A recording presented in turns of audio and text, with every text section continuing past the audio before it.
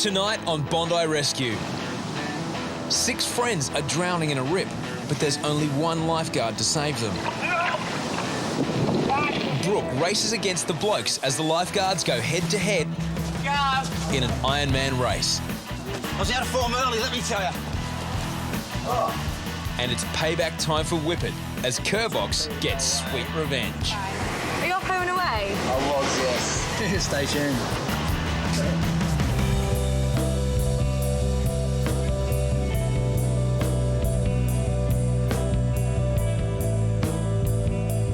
Every summer, Bondi's lifeguards get themselves into peak condition for their own Ironman race. Yeah, if you're going to train, you've got to give it everything you got, for sure.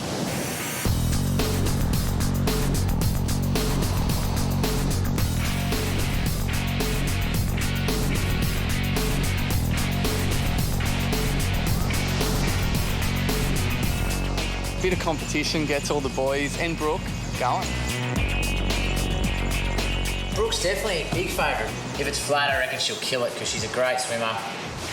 Brooke was ranked the #8 Ironwoman in Australia, but she's not the only star.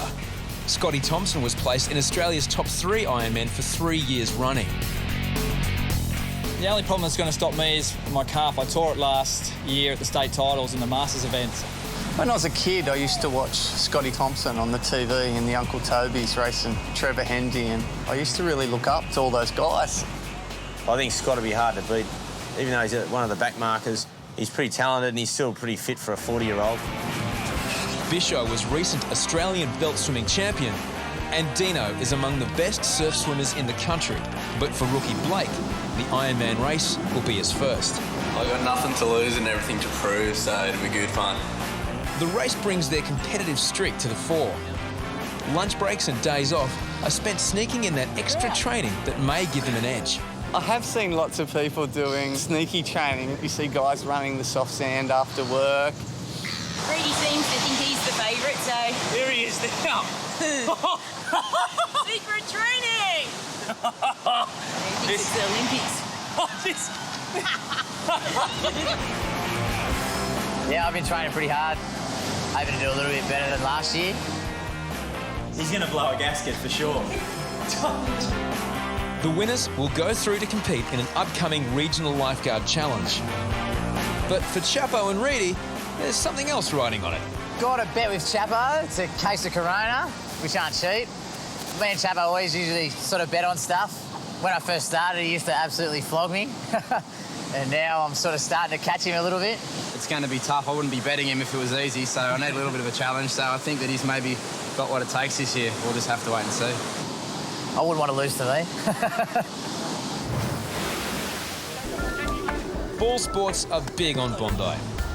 There's big balls, small balls, cricket balls, rugby balls, and irritating balls.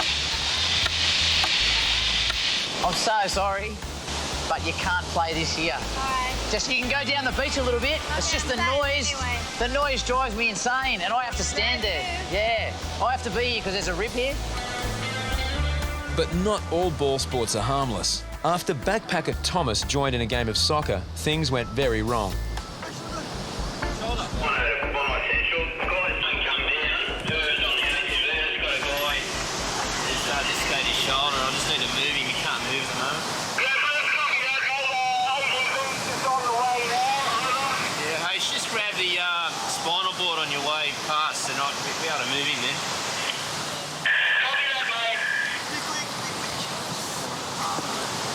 Just try and be as comfortable. I don't want to move you yet. So you're as comfortable as you can be. All right? I don't understand. You understand? Not really. What do you speak? What nationality? French. French. The tide's coming in, and every movement makes Thomas's pain worse. Ruling out a spinal injury, Hoppo decides to move him up the sand.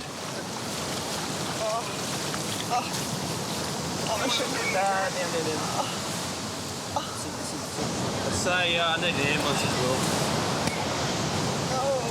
Hoppo offers Thomas the green whistle, a self-administered analgesic gas. What I'm going to do, mate, just give you, it's going to help the pain, okay? Just take one, just big breath, that's it, that's it. Roll that way. It's going to move you up the beach a bit out of the water. Slowly, Thomas's pain turns from agony to ecstasy. The gas has kicked in now. He probably feels like he can just get up and walk away now. It's good stuff, mate. G'day. How are you? Adam, what's your name? Thomas. Did you feel it pop or anything? Yeah. Oh! Does that hurt, does it?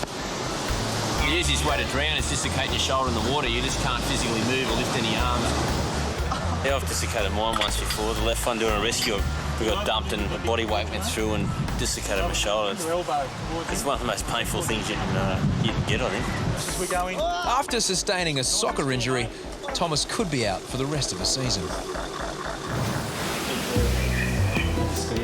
At the south end, Corey's keeping an eye on a rip, but now someone claims they've been ripped off. I didn't see way over here. I got my girlfriend over here. We went in for a dip. I come back. This dude's got my board in the water.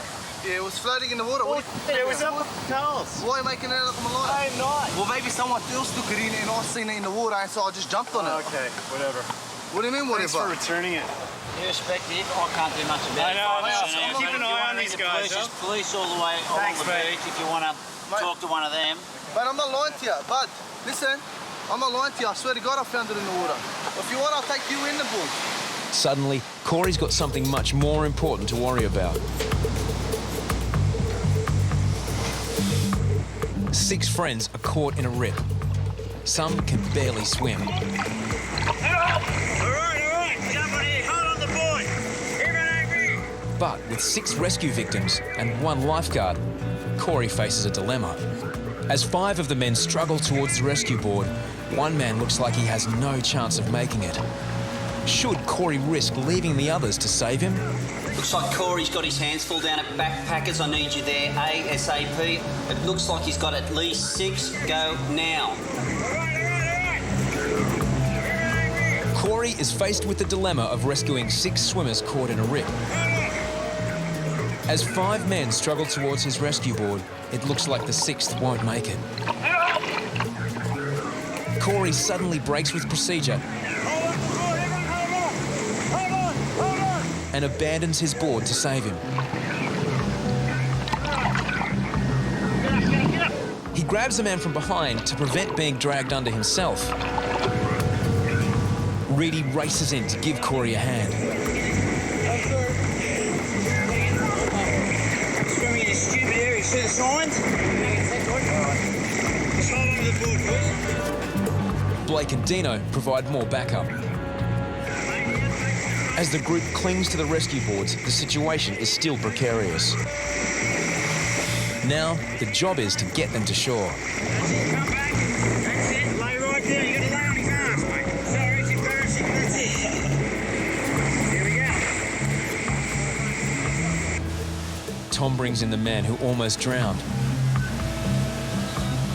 Well, I could see a group of youths playing with a ball out the back, and they were on this bank.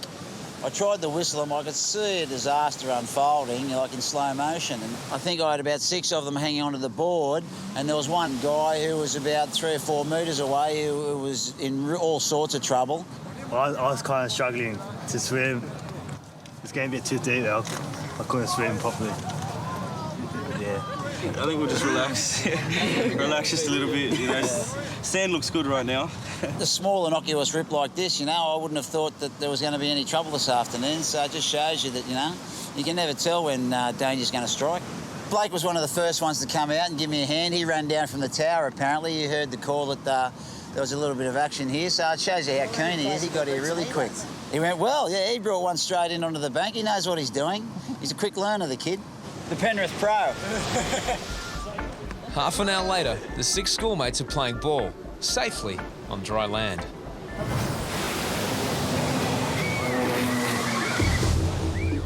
Mid-afternoon, on a crowded beach, a child is reported missing. Yeah, copy that. What's the number? Scotty gets the details from Mum, while the boy's father, in the red shirt, frantically searches the beach. He's 7 years of age. He's wearing a red top with the words Norge, Norge, which I think they're from Norway. And he's wearing black shorts, and he's been missing for a while. They actually were getting ready to leave and got him dressed, and as they were getting everything else ready, he's all of a sudden disappeared. Lifeguards have called police to assist. It's disturbing enough if the boy is lost on the beach. More disturbing is if he's lost in the surf.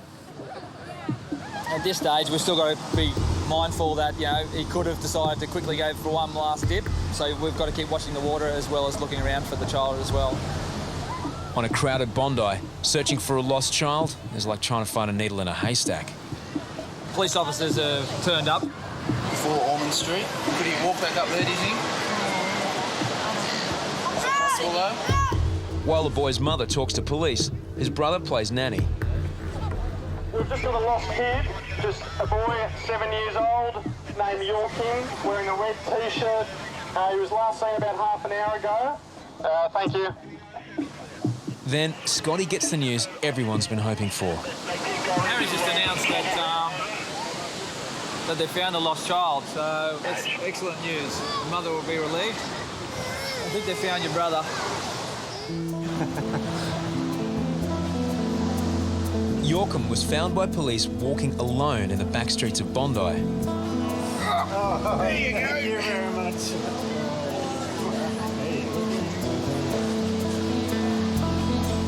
It's hugs and kisses all around, even for his unenthusiastic brother.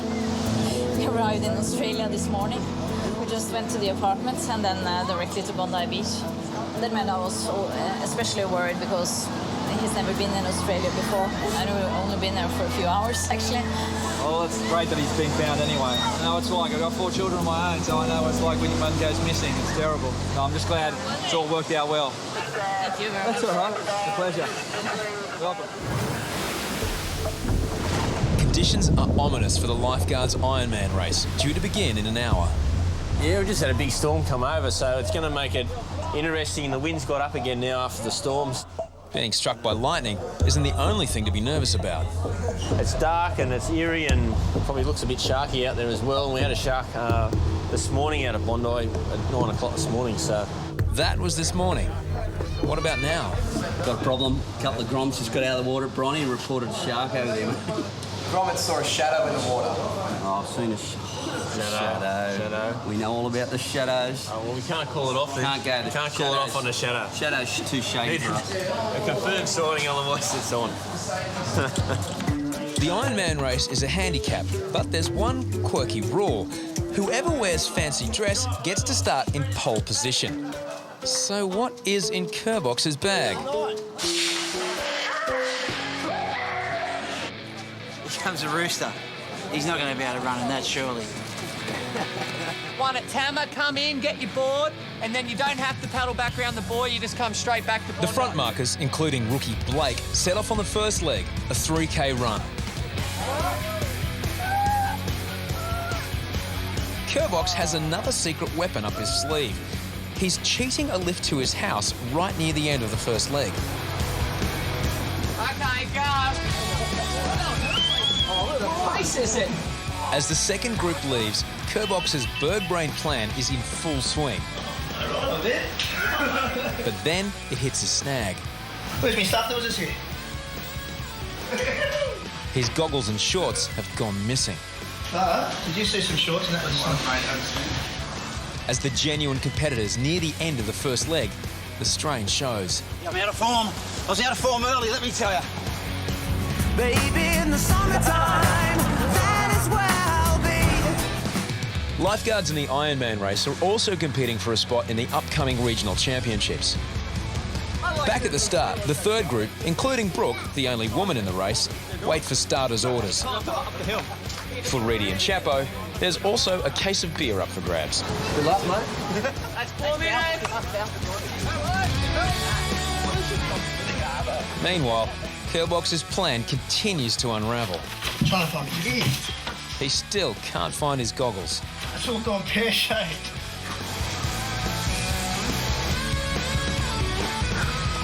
The elite backmarkers have a lot of ground to make up. Bisho and Scotty, Deano and Harries start a whopping 6 minutes after the first group.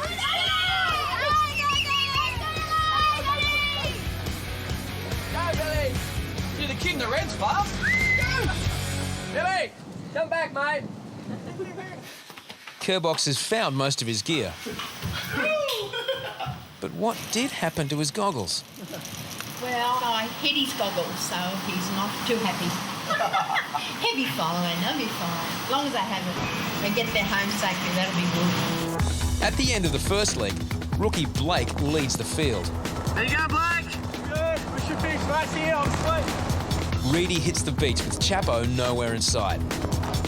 There you go. We're going to attack my rooster.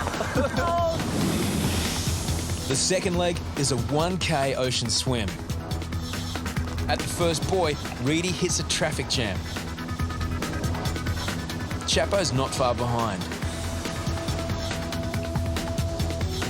After a punishing swim, the blue bottle has lost its sting.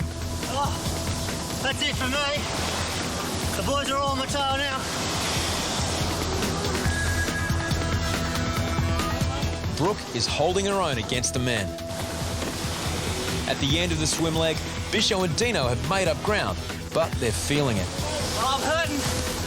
There's more pain ahead. A 1K paddle back to Bondi, straight into a punishing headwind. Blake has fallen behind, while Brooke powers ahead.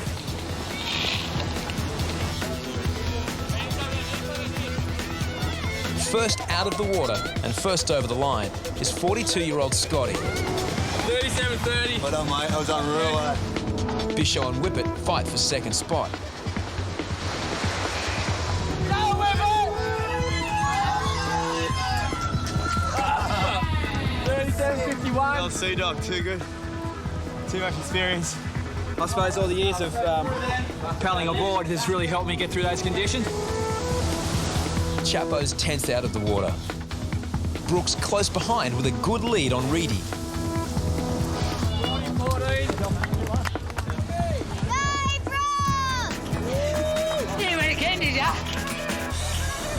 Blake is still way back in the field.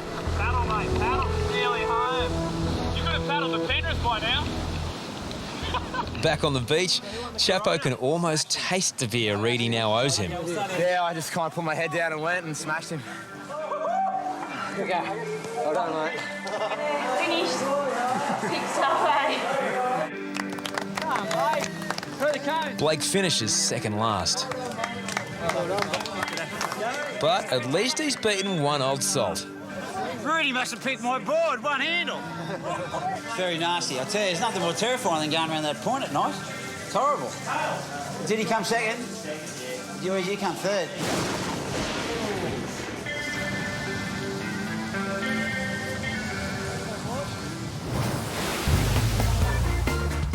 A few weeks ago, Whippet played on Kerbox's fear of heights by trying to get him on the dreaded slingshot. We're doing it. We're doing it. Hey, we're doing it, mate. Come on, you're coming. Let's go. Now it's payback time. Kerbox has recruited English tourist Katie to carry out a devious plan. But you know he was on home and away and stuff? Yeah. So I'd like you to kind of like really drive that one home. Okay. He'll go along with it for a while, and then depending how good you are and how much you annoy him, he'll probably just drive you nuts. I'll give it my best. Yeah, Whippet's with Azza on the water's edge, and I've had a good chat to Azza. He's going to leg him up, so stay tuned. Here she goes. She's moving in. Are you in? I recognise you from somewhere. Right. If I'm completely wrong, just say it's fine. Are you off home and away? I was, yes. She said, "Are you off home and away?" You look all different. Probably because I'm all grown up. All grown up now. Katie's doing really good. All your freckles have gone as well. He's growing a beard. Oh, he's all masculine and Can I have a picture? Oh, okay. Can I? Yeah. Take your sunnies off. She's getting a photo and she's getting up pretty close and personal right now. One each way. Ready? 1, 2, 3. Okay, well, I'll see you. I'm going to go and sit with my friend for a bit because I'm neglecting her. No worries. Bye! How can you recognise someone who was on home and away 7 years ago? Oh, we've got him good. As Whippet heads back to the tower, it's a chance for Kerbox to compare notes with his co-conspirators.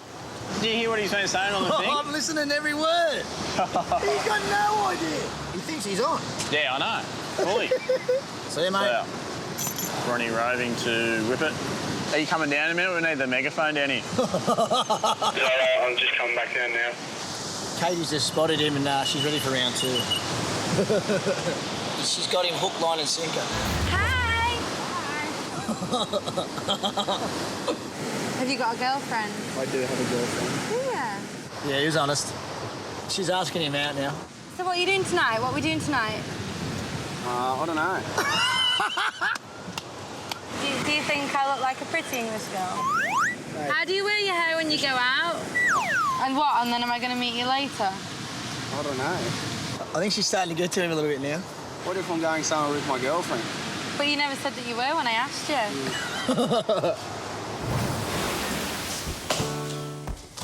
Oh, look who's in, Chapo. There's someone to see with a box of Coronas, son. Back at the tower, it's time for Reidy to square his bet on the Ironman race. I'll come to Baywatch. Thanks, mate. Pleasure. Nice one. Good, eh? Thanks for the flogging last time. That's all right, mate. I knew I'd beat you. Back at neighbouring Bondi Beach, it's time for Kerbox to claim the spoils of his victory. By the way, I met my friend Katie.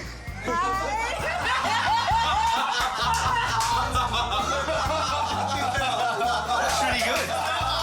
Come here. Now I get it. Oh, yes. Oh, that's gold. Remember that thing that went up into the air? Yeah. Square up. That's oh, where are you? Come in here. Sorry. That's unbelievable. Jesus. Wow. Sorry, mate. Lucky I didn't say anything criminal. Of course, in classic Aussie tradition, every good practical joke will demand revenge. That's pretty hilarious. Next on Bondi Rescue. Southern corner, really can't see him. He's underwater. Tragedy on Australia's most famous beach. He couldn't have gone that quick. It just couldn't have. This is not cool. A father of 3 goes missing in the surf. We've got a guy out there on the surfboard waving his hands. I think he's got him.